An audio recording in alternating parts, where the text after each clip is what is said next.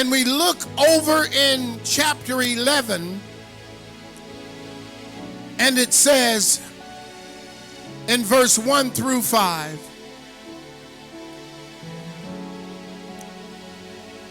and it happened in the spring of the year, at the time when kings go out to battle, that David sent his general Joab and his servants with him, and all Israel, and they destroyed the people of Ammon and besieged Rabbah.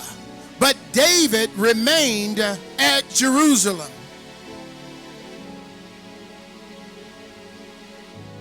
Verse 2. Then it happened one evening that David arose from his bed and walked on the roof of the king's house. And from the roof he saw a woman bathing, and the woman was very beautiful to behold. So David sent and inquired about the woman, and someone said, "Is that not Bathsheba with her fine self? That's the daughter of Eliam and the wife of Uriah the Hittite." Then David sent messengers anyway and took her, and she came to him, and he lay with her, for she was cleansed from her impurities, and she returned to her house. And then the woman conceived, so she sent and told David and said, "I am with child." This morning, I want to use this text to go a little bit differently than you might expect. I want to talk this morning, I'm still thinking about focusing on yourself, but I want to talk about the dangers of distraction. The dangers of distraction. You may be seated. The danger of distraction. I don't know about you, but I have been enjoying this series about focus. I've been enjoying this series about focus because it's helping me. In fact, what I find is God is giving me encouragement through the word. I hear him talking to me, and when he's talking to me about my failures and my setbacks, I'm seeing these things from a different perspective, and then I'm coming to share it with you. You're kind of watching me on a journey, and I'm bringing you to the journey that God is taking me on. Because I believe that God usually will speak to the set man or the set woman before he speaks to the house. And I believe that if he'll tell me, Rob Campbell, this is what you need to do in order to get yourself together, then I believe that he wants me to sometimes share that with you. I'm on my way somewhere. Last week I shared with you all about how we deal with failure, how I said that we need to become more familiar with failure. Why? Because if you're doing anything great for the Lord, you're going to have some failures. Amen? I said you must become familiar with failure. It doesn't have to be your friend, but you need to know enough about it that when they come calling, you can identify it. You know it's temporary. You know that it came to pass. You know that it's not final. It changes the way you deal with failure. I already expect to fail some more this week. I don't know about you, but from last week, from the time I finished the message to this week, I had some more failures. Anybody else? Anybody else have some failure? You say, man, I thought I had that together, and I still messed up. I still fell short. I still did what I knew not to do, and I did it anyway, and I knew better than that. And I'm not talking about failure just so I could just lift it up. I'm trying to lift myself up because it wants to tear me down. And I have a different perspective about how I see it because I know that it's part of what I'm going to go through until I get to that place God has called me to.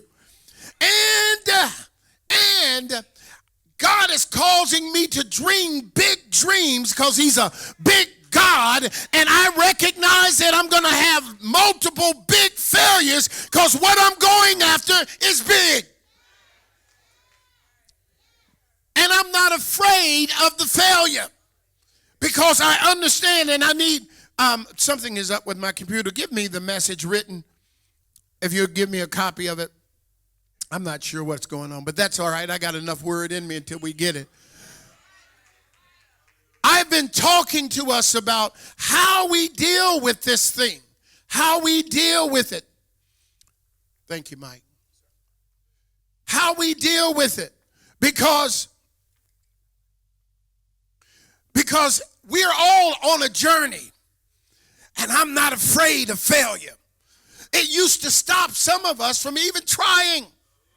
It used to antagonize you because you couldn't let it go. You failed, you got up, you still walking, and it's still nagging behind you. You failed back there. I'm not back there anymore. I left failure. I'm moving on. But some of us are antagonized by it, and I want you to get your victory over it because you need to be focused on the finish line, not on the failure. And I'm excited because I'm encouraged. Somebody nudge your neighbor and tell them, encourage yourself. Encourage yourself. Yeah, you failed last week. I had a big failure last week, and I thought, Lord Jesus, I never failed like that before. I needed some grace, and my friend gave me grace, but my mind was like, failure will make you question who you are. Failure will make you question, are you really the man or woman of God you said you were? How you get there? How you do that? How you went that low? You still go that low, get low, get low? I mean, you getting low, get low, get low. You dropping it and you can't pick it up? You know, one of those things you say, man, I thought who dropping it at 60? Who dropping it? You don't drop it. That's an accident. That wasn't intentional. Oh, I done dropped it again. Boy, I can't be doing that. I can't do that. You have to know that God has created you for great works. Many of us fail to accomplish what we were created to do, what we were called to do, what we were gifted to do. And it's not because we don't have the talent. It's not because we don't have the resources. It's not because we don't have the faith. It's because we have broken our focus. And I'm telling you, I am testifying. I was stressed out last week, and I'll tell you why. I've been working with Tracy Jackson from Unexo. She's getting on my last nerve. I'm going to tell you why. Because she's trying to get me to get so structured that I stop letting distractions steal my time and steal my talent and cause me to try to do all of this when I need to do the main thing. And can I tell you something? As bad as I want the victory, I still have some natural proclivities that makes it hard for me to get into a new system. But can I let you know something? If you keep doing the same old thing you used to do, how can you expect a different result? And you've got to change your structure from where you are to where you're going. When God gives you a new assignment, you must begin to have a new structure around that assignment in order for it to come to maturation. And the same battle I'm going through with my stuff,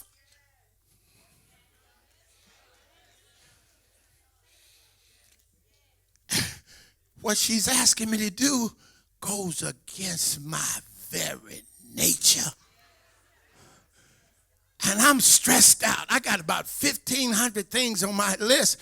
And the thing stressing me is when I talk to her, I got to have my homework done. And it's stressing me. I had it done last week and we didn't get to meet. But I was stressed.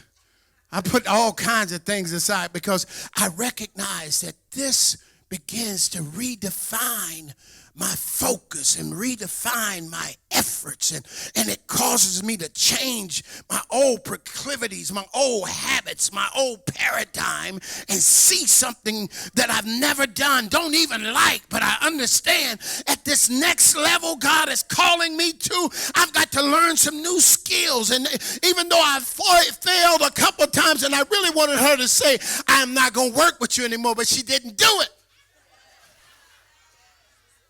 She wouldn't do, y'all with me? Anybody ever felt like quitting? You just needed to give me anything. I just need her not to show up on time this week. I'm done. I put it on her. You didn't show up on time, but she always on time. I don't like that either. But sometimes you are looking for a reason to quit. You're looking for an alibi to stop trying, because everything God is saying to us in this season about focus, man and woman of God, this is not just about me. This is about you. This is about you becoming all God called you to be. This is about you learning how to pick yourself up, dust yourself off, and get back in there again. This is about you not being dormant and docile in your old defeat, but beginning to say, greater is he. It's about you redefining who you are in him. And some of us are going to get it. Most of us are not. Most of us are not. I began to talk about the lack of focus leaves you splintered and scattered and ineffective. Because you're trying. We talk about multitasking, but multitasking, if you don't do it right, it is really a distraction. We find out focus brings order to chaos. And what I find is I've been running since I got to Wilmington.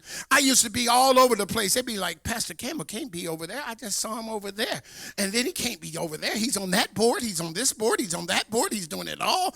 And I was wearing myself out. But the main thing has to be the main thing until you decide that something is a priority. Man, you think you're effective. You're just busy. You're just moving. And you're not making much progress. And the truth of the matter, you don't do anything up to the standard that you're capable of because you're giving everything a part of your priority. And we started talking about focus. Bring it all together. Concentrate it. Magnify it. Amplify it until you set that thing that God called you to on fire. Somebody say fire. Yes. Now, where are my musicians? See that right there? That was a good place. I heard it in my mind. Doom, doom, doom, doom, doom, doom, doom, doom. That might be a different song. Somebody else. I see some of my worldly saying to me, no, that's skin tight. That's skin tight. And the young folks talking about, what in the world is he talking about? Young folks talking about, Pastor Campbell aging himself real good. God is trying to tell us to reorganize, refocus our lives, to intentionally set the priorities, the goals, the routines, and the milestones to reach your destiny. And we need to know that living life is easy. Living life is easy. You just do it. Living on purpose is hard. Living life, that's all I've been doing. I was living la vida loca. I'm just doing what I do. It just is crazy. Didn't make any sense, but it was just natural. And I was just doing what I knew to do. But when you start living on purpose, you have to overcome distractions in order to accomplish your dreams. You have to overcome distractions in order to accomplish your dreams. And that's hard, y'all. That's hard. The reason most people give up and don't succeed It's because it's hard. Someone who knows that it's going to be hard, it changes the way you go into it. See, when I recognize that I'm going big, I have some big dreams, but my dreams are not bigger than my God. But I already know that I'm going to fail on this path, but I'm ready for failure because I've changed my mindset about failure. I expect it to come. See, I can start again on Monday, even though I had some failures between Sunday and last Monday. I had some failures, but I didn't get as discouraged this time as I used to. I didn't get as discouraged because I'm telling you, I've never been a quitter. But Tracy almost made me quit. Almost made me quit. I'm like, I'm tired of this. And she's trying to get me down to segments of 15 minutes. I can't do 15 minutes. I'm trying to get to the hour mark. She said, Pastor Campbell, you need to schedule your time. And what I'm finding, though, God has something great for me. And when God gives you a new destiny, a new direction, you have to have a new structure around that thing. You can't use the old thing. You're going to have to do a new thing. You're going to have to increase your capacity, as we talked about before, and how we do that. And the only way you're going to be able to increase your capacity, you're going to have to pour out what you got so God can give you more. But many of us want more, but we don't want to pour out. Paul said, I was poured out as a drink offering. What Paul was saying is God emptied him of every confidence he had in himself. What he was saying is, when I thought I could call on my hookups, God took that. Everything I thought I had, as I poured it out, he gave me something new. This is why he could sit in a prison and tell people to rejoice. And again, I say rejoice. And he says, whatever you find yourself, learn to be content. And I told you, being content is not being satisfied, but being content is saying that this is okay for now, because I look at it through the perspective, I can't lose with God on my side. This is a temporary setback. I know God will show up any moment now. I'm looking for my breakthrough. I'm looking for my victory. I'm looking for my divine turnaround. You can't see it, but I know my God, my Redeemer lives. Somebody shout glory.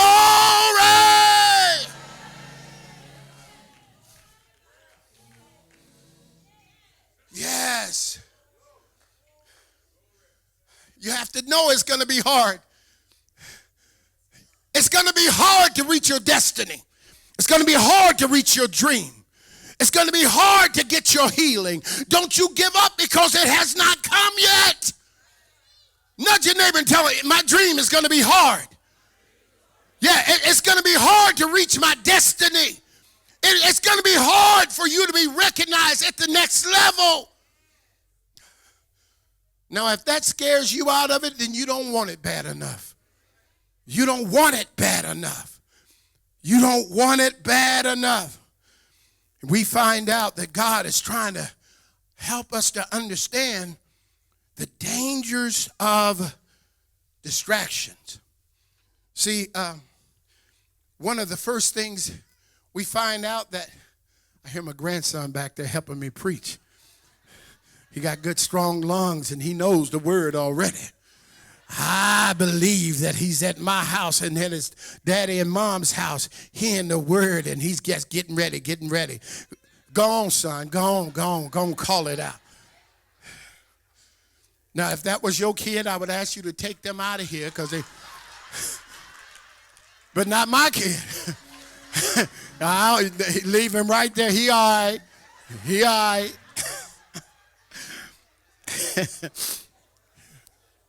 Call it what you want. God has given you a destiny. You're going to have to develop a new structure. That's what Tracy is helping me to do. Set and maintain good routines. I'm talking about how you overcome the distractions. Set and maintain good routines. Look what it says in verse number 1 of 2 Samuel chapter 11.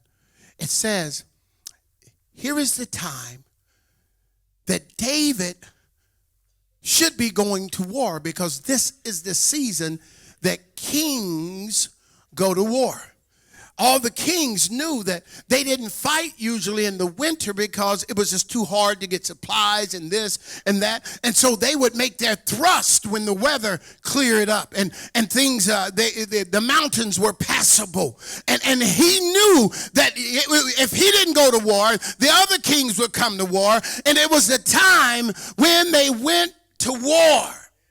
He knew that it was time to go to war. It was the routine. And one of the things that the enemy does, he gets you to break your good routine. That's why it's so hard to change your habit. He recognized if I set the routine and I get up at the same time, I do the same things, I prioritize my time. Here's the thing I said to you. I said to you in one message, you've got to begin to command the morning. Y'all remember that? And I said, you got to get up earlier. And I set myself, and I've been getting up at 5:30. Somebody crazy, Tracy, tried to get me to go to 5. Yeah, I didn't mean to call her crazy. But she was getting up at 5 o'clock every day for a month. I said, why are you doing that? Because in my heart, I knew she was going to ask me later to do it. But she said that months ago. Watch this. I didn't get it until I was doing a morning reading and how to grow. And they were saying, you got to get up and command the morning. Some of you all are hearing it, but you're not really listening to what you're hearing. You're not literally hearing it. She spoke it. I couldn't receive it then. Hopefully, as I stay on this message about focus, what you couldn't hear then, maybe you'll hear today. And when you hear it, you'll begin to use it. Because God is saying you've got to have some good routines. David broke the routine that he had established. This routine had given him victory over almost all of his enemies. Because when David was there, they fought differently. When David was there, they stood differently. That's why you're the leader. There's some places you can't send others to do. You have the anointing on you, and if you don't lead it, it won't get led.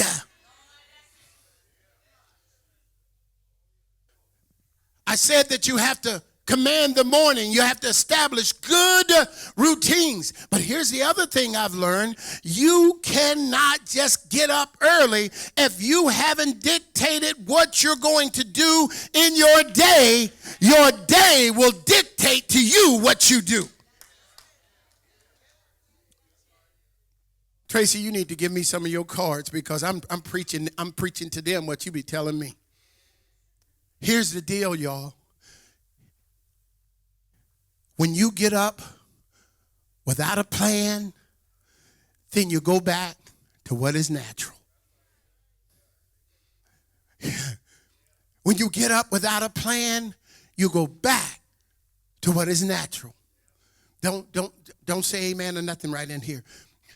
If your habit is to get up and the first thing you do is go check your Facebook messages and your emails and you know you're trying to get to your emails and you get distracted by the latest feed on our president or on whatever issue you got, and the next thing you know, 45 minutes later and you still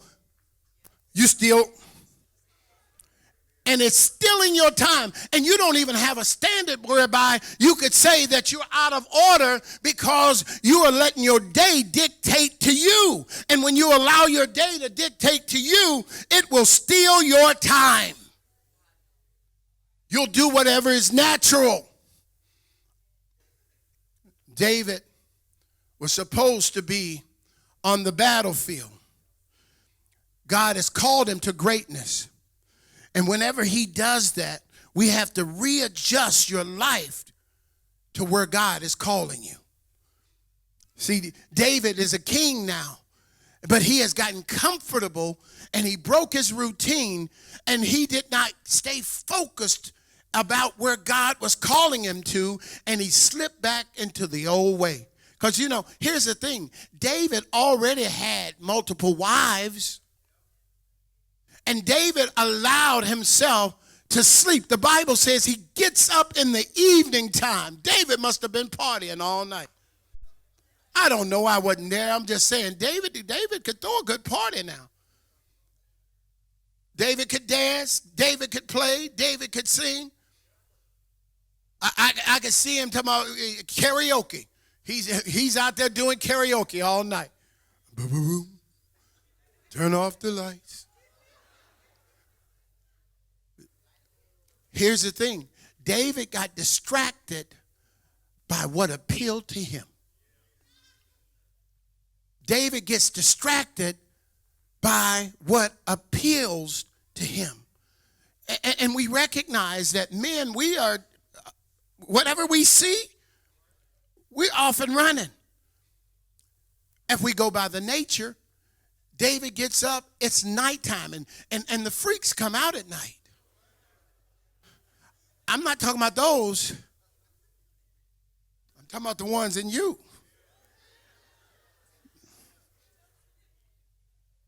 It's dark. David ain't the first one that tried to do something under the cover of dark. Or just look holy if you want to. Yeah, I see some folks looking at me like, I can't believe he's saying that up in church. You here, aren't you? I'm talking about you.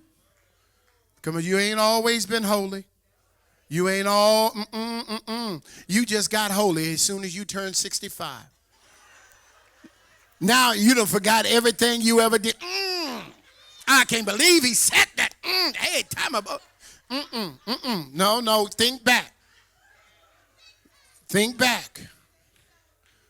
David is distracted. He knew that he should establish good routines, and he had followed them until he got distracted. And we know that he's wasting his time, because when you get distracted, it'll cause you to waste your time. What are you doing getting up in the evening?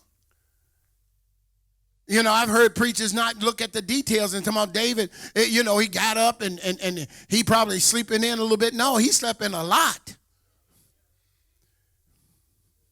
We understand that God wants us to see the dangers of distraction. When I began to look at the word distraction, this means not, or the reversal of a thing. Traction comes from the root word tract, or land, or course. And when we begin to look at being distracted, put the definition there for them. It says a mental state that divides the attention or keeps you from adhering to a set track, course, or road. Look at that again. To be distracted is a mental state that divides your attention or prevents you from adhering, sticking to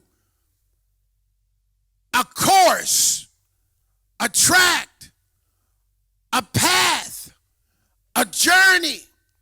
Some of us have too many choices, and those choices have us divided, and we cannot concentrate, magnify, and focus our gifts and efforts, and we're wondering how come we are not setting this course on fire. The Bible tells us David was gifted to fight. At the time he should have been fighting, he was back home laying in the bed. David was such a great warrior that they made up a song about David. They made up a song about King Saul before David became president. They were riding back into town, and the women began to sing the song. Saul has killed his 1,000. David has killed his 10,000. David was a warrior. And we got distracted. And one of the things is, when you avoid the battle you were born to fight, you face a battle you're not ready to win.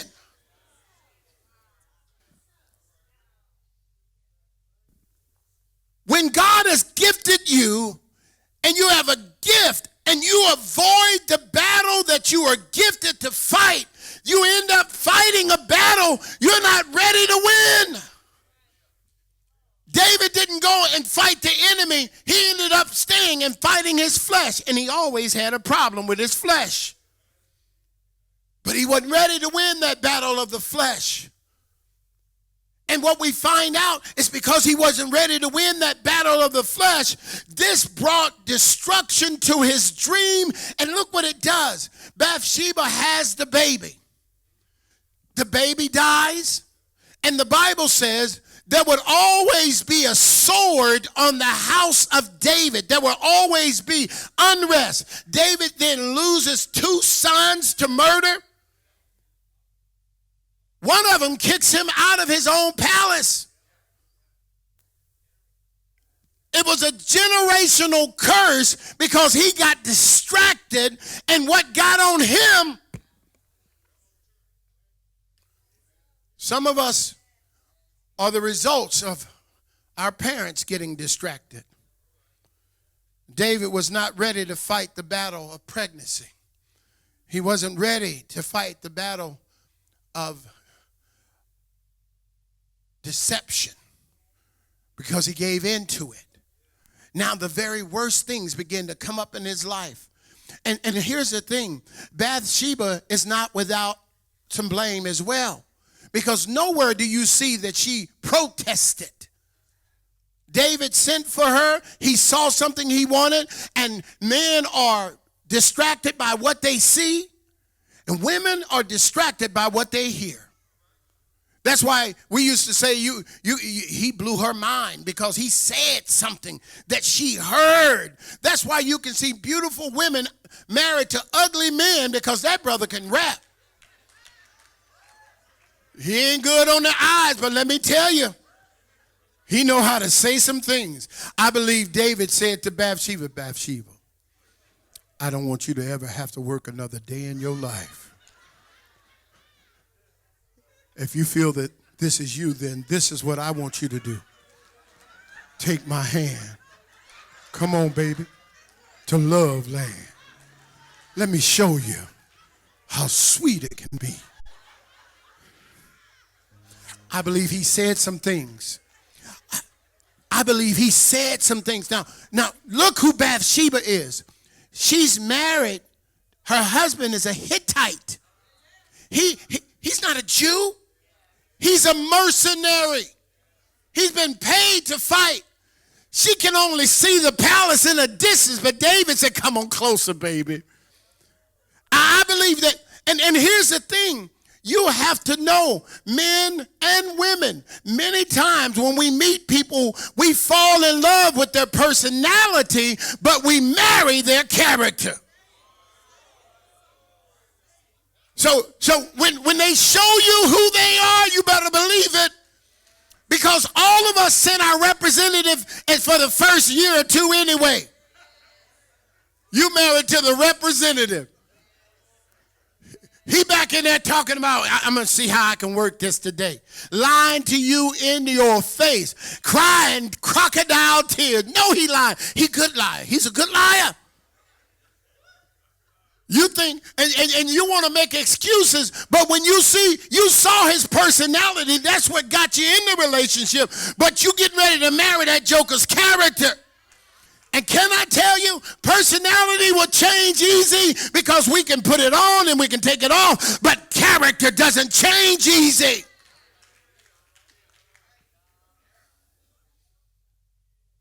David got distracted. And you need to know that distraction is slow destruction of your dreams. Distraction is slow destruction of your dreams. Why you say that, Pastor Campbell? Because when I do not set a routine where I control my time begins to slip away in little incremental places, and I don't even recognize it. Your routines is what got you to where you are right now. And when you get distracted and you're so busy running around doing everything, you look up, it's been 15 years later, and you still haven't done what you said you were going to do. And you don't even remember. Now, when most of us who are a little north of 50, we look back and everything went by fast. Even last week, it seemed like yesterday we were just here. Because we got more life behind us than we do ahead of us. And so I'm not trying to get to be 60. I wish I could stop now. I love Pops. He about 80. And I'd love to get there someday, but not today. Not today. No. I want to take my time. And we need to understand that we get distracted by what appeals to us. And women, you've got to set a course. You've got to set a course, and you've got to begin to discern those who are with you and those who can go with you, because whatever you connect yourself to, it will impact your destiny. And you better look beyond personality. I know he got long hair and he got good skin and good bright teeth, but he thinks that too. And he thinks he doesn't need to be committed to one. He ought to spread himself around. And now you got to decide if you're going to accept that kind of thing. Don't put yourself on sale because somebody got a good personality. You're better than that. Don't lower your price just to be with somebody. Come on, somebody. No. There's something worse than being single, is being married to the wrong joker. That's worse than being single. Because those of us who lived a little while, after the honeymoon and you start finding stuff you don't like that ain't going to change, you be like, man, all this is overrated. All of this is overrated. Talking about, I thought he had a job. He was running up his credit, taking me out to dinner. Maybe you should by the third date, you ought to check his credit. So let's do something. Let's do something today. Let's go get Karma. What's the credit app? Credit Karma. Let's go. Let's both pull up our Credit Karma together. Come on. I was just thinking, Pastor said that after the third date, we ought to both pull up our credit. You ready? Now he can't remember his social security number. Put this in. You ought to pull up his credit. Some of the brothers looking like, man law, Pastor, you know that ain't right.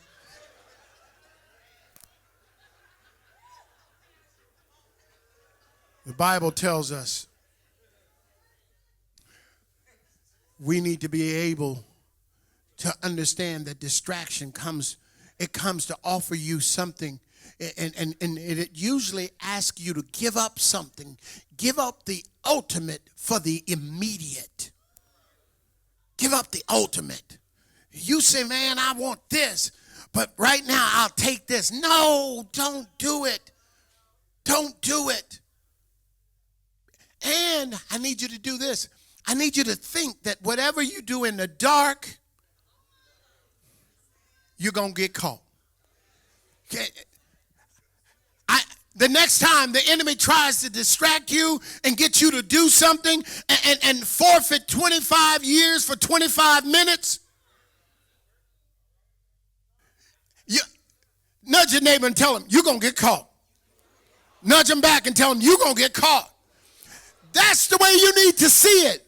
That's the way you need to think. You need to think about the consequences before you do it and see yourself getting caught. And getting caught looks like different things. It could be a DUI. It could be a pregnancy. It could be a ST. I or D. Hopefully you say, like, Lord, I don't want the big one. Somebody say, you're going to get caught. Now, that wasn't for your neighbor. That was for you.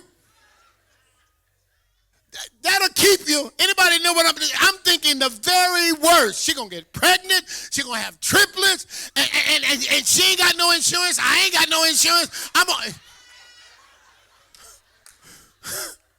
You're going to get caught.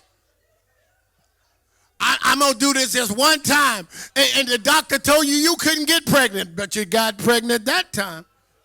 You're going to get caught. Think about it. Think about it in the worst possible terms. And he says to David, because of what you did, you got distracted, you got enticed. And it says to us, you don't have to go there. 2 Samuel 12:10 states, the sword shall never depart from your house. You can't send them back. There's some stuff you can't get rid of. You can't get your name back. You're going to have to live through that. You're going to have to live that down. Keep moving forward.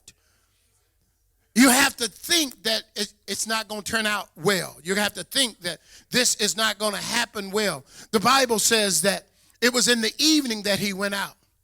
And David sent and inquired.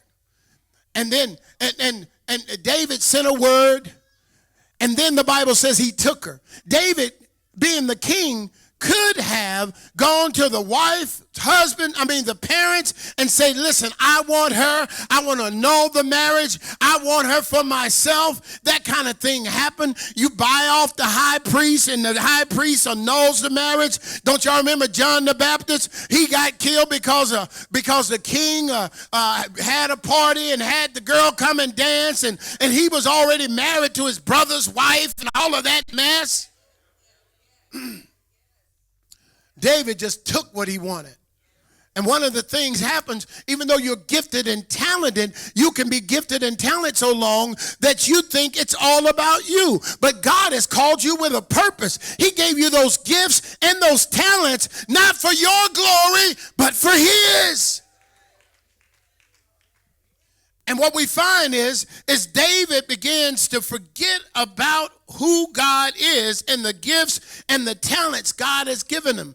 And some of us do the same thing. You're so gifted. You're so anointed. You think you can use your gift for whatever you want to use it for. You don't have to be accountable to anyone or anybody. You think it's all about you. And what it causes you to do, it causes you to look down on folks who do not have the gift that you have. And the only reason you have it is a gift. You didn't work for it. It's a gift. You didn't ask for it. It was a gift. David begins. You have to stay diligent in your duties, the things that God has called you to do. Discipline yourself to do the purpose and that God has for you. God has a purpose and he has a plan. God doesn't do anything unless he does it on purpose, for purpose, with purpose. God is about purpose. Now, here's the thing about purpose. Many times God will call us to purpose and the road gets hard. Sometimes you are gifted and talented and you're called to purpose and you get tired of doing what anybody know what I'm talking about? Sometimes you just get tired. I don't see Lonnie. And I don't know if he's ever done it, but I know that he's usually here every Sunday. But there's sometimes he's like, man, I don't want to do this. But he come anyway because he's been called to purpose. And there are others. There are others here. Anya, where's Anya? She's been working with the kids for 15 years, and and there was one time she was like, I ain't doing this no more. Oh, there she is. She wasn't going to raise her hand or nothing. And you're called to purpose and you say, God, I don't want to do it. It used to be fun. I used to enjoy it. Let this cup pass from me. Give it to somebody. But here I am. And you can't give it up until he tells you to give it up. I have haven't had any real moments where I felt like, God, I don't want to do this. He called me and I'm just here until he says go. If he says go, I will come in here and say, God said leave. This is my last Sunday. Me and my wife, we don't know what we're doing, but we up and we out because he's the one called us. When he said go, we're out. And I can hold on to this loosely because it ain't mine. This isn't mine. Dr. Wiley laid the foundation. I'm building on that. Somebody else will build on what I'm doing. This ain't about me. What's about me is that 664. That's about me and First Lady and the Campbells. This is about God. I'm doing my duty unto the Lord. It's not unto you. I'm faithful unto him, and you get the benefits of my faithfulness to him as I get the benefits of your faithfulness to him. That's why we are called a corporate body. Stay diligent in your duties. Discipline yourself to the purpose and the will of God on your life. And sometimes it's hard. Anybody know that purpose can be painful? Purpose can be painful. And you never get to purpose without going through pain. And here's what's messing us up. Many times we're going through the pain of going to the purpose God called us to. And while we're going to that place, we said, God, why? You're going through the what, but you're asking God why. God knows the why. You only see the what. God has purpose on his mind. You only see the problems. God says, I use the problem to get you to purpose. So every time the problem antagonizes your flesh and makes you want to quit, then you call on the name of the Lord. He says, then I renew your strength. Then I show you something about my character. Then I come through you and I do what I called you to do through you. That's why I was teaching I can and I will. Through him. But many times we don't know the why of the pain that brings us to purpose. If you knew the why, then you could deal with the what better. Here's what I'm saying. God has some things for me to do. I only know what he set before me. I don't know why I keep failing at this thing and failing at that thing, but I do know what he called me to do. But when God begins to reveal to me, as he's doing now, Pastor Rob Campbell, I called you to be a failure so you wouldn't be so arrogant about you and you would understand I can use a donkey. I sure can use you. I caused you to be disappointed so you can find out that your appointment is with me. And if you ever get connected to me, you'll never be disappointed again, because even I can turn that thing that is dead, I can cause it to live. He says, I can redeem the time for you. He says, I can begin to give you the former rain and the latter rain. He says, I can make you abound. I can make you the head and not the tail. He says, I can do whatever I need to do as long as you are available and willing. See, God is up to something. So when I begin to understand that I'm not going to get to my purpose without problems, it takes me all the way back to that whole thing about failure. Now I can see it differently. God is looking at why you're going through what you're going through. You are looking at what you're going through, but you begin to know why you're going through it. Then you can praise him while you go through it. You can praise him over the what, even though you don't know the why. He said, God, listen, I'm going to trust you. I will trust in the Lord. I'm going to put my hand in your hand. I know you're going to lead me. I know you're going to guide me. I'm learning how to deal with the pain of the purpose that you called me to. Listen, it can sometimes be painful leading people because you want the best for them and you put yourself out there for them. And sometimes they will reject you just because they are going through, and then you internalize it and make it personal. God says, I let them reject you so you don't look to them for your source. You look to me, and then I'm trying to mature you. You call yourself a minister, well, then you're going to have to deal with the mess of the people I called you to lead. Don't get revengeful because they are acting immature. You're the one that's been called to be the elder. You're called to be the deacon. You're called to be the mother. You're called to be the one that leads, and not just in the church, in your home. You can't do to your kids what they do to you. He says, listen, when you understand the why, you'll be able to deal with the what. Now that you know your kid is acting crazy and you didn't act crazy with it, there was a time you would fight her with your fist and you were just as out of order. You lost your authority trying to take authority. But the problem is you probably lost it before then. Man, if you don't get their attention by the age of 5 to 7 years old, you're fighting a losing battle. That's why some of you all, your mother is 79 years old, and she can call you with a tone, and you 52, and you'll say, yes, ma'am. Anybody know what I'm talking about?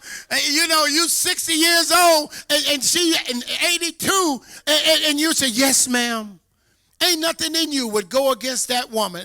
You would rather die first because she brought you up in the fear and the admonition. The same way you should respect her, you're supposed to respect him.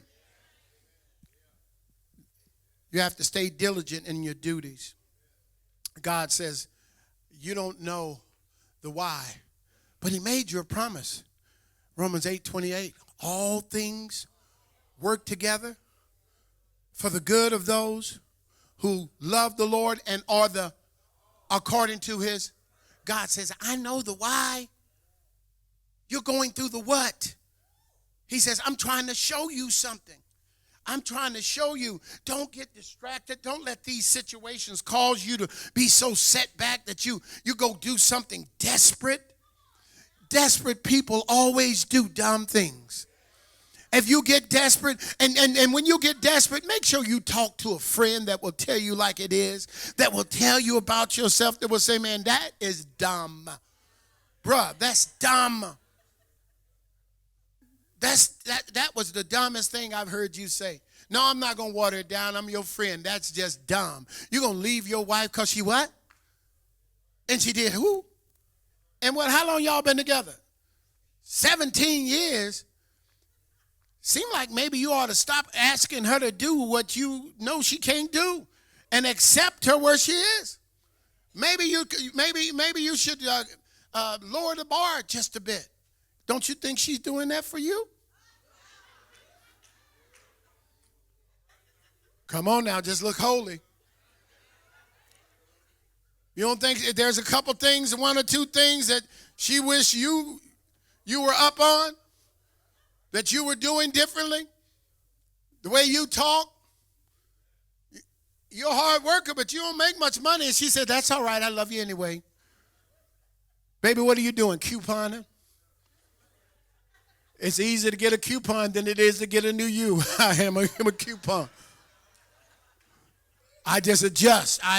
It's all right. No. She's making some adjustments. And you have to make some too. God is trying to show us, if you got an absence of pain and you're going towards your purpose, it can't be that big. You can't do it. I was talking about Tracy, and I watched her over the last year come up with an idea to start a business. Work her fingers to the bone. Believing it. Painful. for a while, calling all these cold calls, nobody calling back.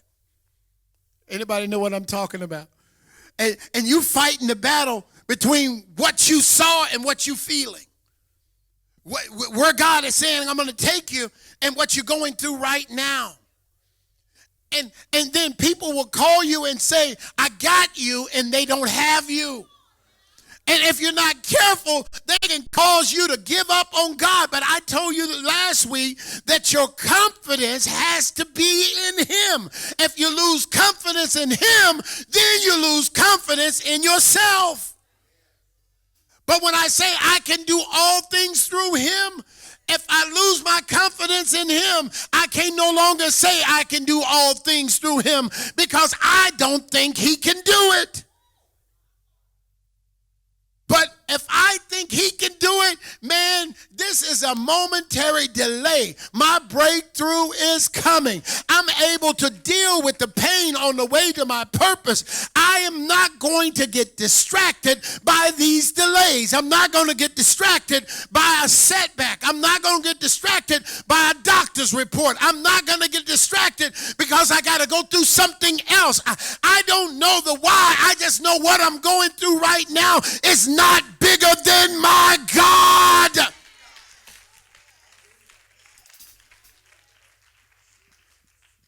It's not bigger than my God. Some of you young people, you want to do some great things. I need you to know it's going to be hard. It's going to be hard. Anybody told you you can just go through high school, and because you're good in high school playing basketball, you think you're going to the NBA, and you're going to get to the NBA and you're going to have to buy a ticket just like everybody else. Most of us. Are y'all with me? It's hard. But if you already accept that it's going to be hard, but I'm more than a conqueror, I'm going to have some setbacks, but God is my source, then you are ready to deal with it. I need somebody that's had some failures say, I know it's going to be hard, but I can and I will.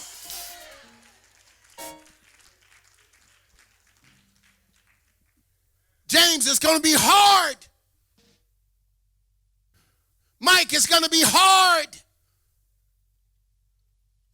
Calvin, it's going to be hard. You're going to feel some failure. You're going to experience some setback. You're going to go through some pain. But there is no purpose without it. Bria put out a new CD. And people began to look at the CD and see stuff that wasn't even there. She calls me and she says, Pastor Campbell, look at the CD. I looked at it. I called Tria in to look at it. I called Tammy. I said, look at it. I didn't tell them anything about what they were looking for. And they said, what? I said, well, what you see? Looks like a pretty good CD. With all the mess that people are doing in CDs and videos, and I'm looking at this. She felt pain because they were saying, we're not going to play your video on YouTube. And we're not going to give you credit for it. But God is able to make all grace abound toward you. He says, look, I know what I've called you to do. I can make all things work together for the good of them that love the Lord and are called according to his purpose. Now all of a sudden there's a buzz about the fact that they looked at her DVD and they began to look at a Christian DVD with critical eyes. So all over the country they're talking about her song. You just know the what, God knows the why. And as soon as she told me, I said, watch God use this. Last week, the Bridge Church, they wrote all of this bigotry and racism on the wall at the Bridge Church. Pastor Ethan called me. I said, boy, do you know what God just did? God, he just set you up. He said, Rob, what are you talking about? I said, man, this is good. I said, you have an interracial church, and somebody came and they threw this thing in your lap. God is going to use it for good. I said, you need to call the radio. You need to call the TV. And I said, man, you know what you need to do? You need to get everybody out there and start, have a brush. We're going to brush away bigotry. We're going to brush away, all of these negative things. You just know the what. God knows the why. Sometimes you're going through stuff and you can't see the why. But God says, all things will work together for your good, according to the purpose he called you for.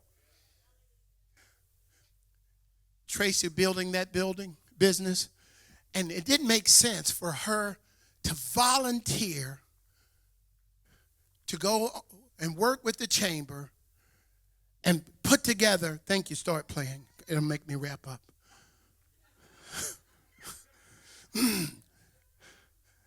The African American Business Council. Watch this, y'all. It was unselfish, and then she did something else. She came into our church and said, I want to bring all the entrepreneurs together. And half of you jokers didn't even show up. You say you want something, but you're not willing to do what it takes to get it. And it brought right here to you. She goes and does this.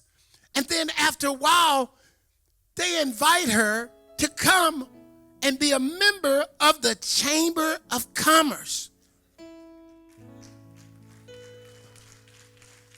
The only African American woman on the council. Watch this. Watch this. She doesn't know the why. She just knows the what. And she's doing this thing, and she's getting traction, and she's staying the course. And before you know it, people start seeing her and saying, what is it that you do?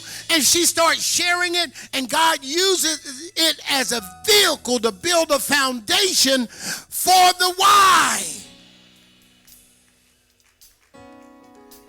What would have happened if she said, they ain't paying me nothing to do this? I already have been rejected in 2 or 3 places. I spent time preparing and the rest of it. And all of these things she's been doing, I've been watching her. She's been writing and rewriting her material and redoing things. But all through this one purpose and this one channel, God is setting her up. And I need you to know God is trying to set you up. Don't get distracted on the what. Because as soon as you learn the why, you'll be able to praise him no matter what goes on. And I've decided in my mind, y'all please stand. I've already decided that when I go through something negative, that something that almost makes me want to think about quitting, I recognize that God wants me to have other experiences so I get to know him in a different way. And when he brings me through, I'm going to come back and strengthen you. So it's not just about me. It's about those connected to me. It's not just about you. It's those that are connected to you. I want you to learn how to deal with the pain on the way to your purpose. Ministers, please come. I know that God is up to something. God is up to something, people of God. He is up to something. I need you to know this is the season that you activate your faith, that you take a different posture, a different attitude, even about your failures, even about your setbacks, even about the fact that they may not like you on that job. But how you deal with the fact they don't like you is setting you up.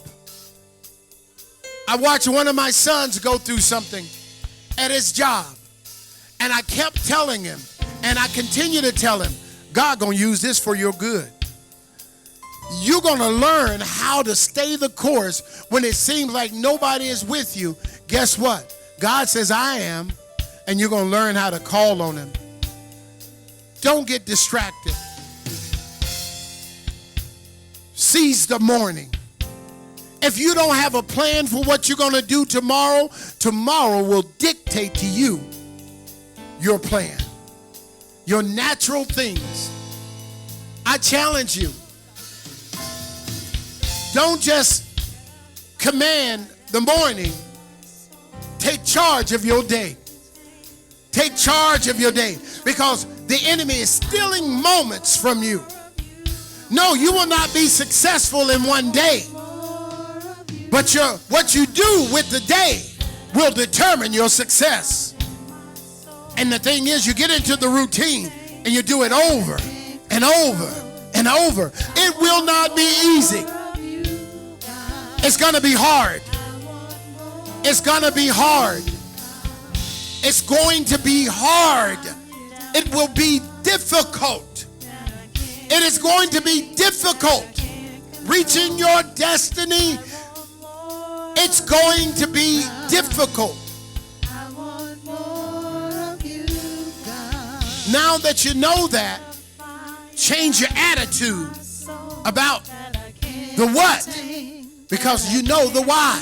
The why is because God is going to establish something in your spirit, that can-do attitude, that perseverance, that made-up mind that says, I'm not surprised it's hard to do that. I'm not surprised it's hard to get accepted into law school. I'm not surprised it's hard to get accepted in nursing school. I expect it to be hard, but God has given me the strength to deal with the pain on my way to the purpose. There's some things I'm not going to do. There's some places I'm not going to go. I can't take this gift everywhere because God has purpose in mind for me. And I know that I can't connect with everybody. If I connect with Bathsheba, I may end up with a baby. I ain't ready for no baby. Come on, somebody. God is doing something in my life, and I'm not going to be distracted. There's danger in it. Even as I was doing this, sometimes you pay the price of being distracted later. Sometimes you pay it now. I saw this clip of this woman driving, and she had all of these things in her hand, and she's just about, and it's me. I said, man, she's so distracted with her cell phone, with her meal, with everything, and it doesn't even realize somebody's life is on the line. Don't overlook the dangers of distraction. What God has given you is time. That's the most precious thing He could give you. What you do with it is up to you. Don't let the enemy steal your moments. The average person spends 4 hours a day watching TV. Statistics say that over the course of a lifetime, watch this, 13 years of your life, if you only average 4 hours. Now somebody say, I don't watch TV. You got one on your hand that you walk around with. Come on, don't play with me. What do you think that is? 4 hours a day, 13 years over the course of the average life. Watch this. If you made the average wage, it's over $1 million that you have wasted. If you invest $1 million, it's evaluated at over $2 million of time you have wasted simply watching television. One of the things about purpose will always cause you pain. Purpose will always cause you pain. And what man wants to do, man doesn't want purpose, man wants comfort. And so we'll look for comfort, and we will forfeit our purpose because you can't get to purpose without pain. That's the pain of saying, I got to turn that off. I've got to structure my day. I got to command the morning. I have to be intentional with the time God gave me. If you're here today and you found yourself anywhere in the message, You know you need to take better charge of your day. Here's the answer for you. You answer it for yourself. If you go from day to day and your life is so loosely structured that you get the opportunity to say, I'm going to work from 8 until 5, and then whatever happens after 5, you just kind of write it off. The enemy is distracting your time. You need to be intentional with your time.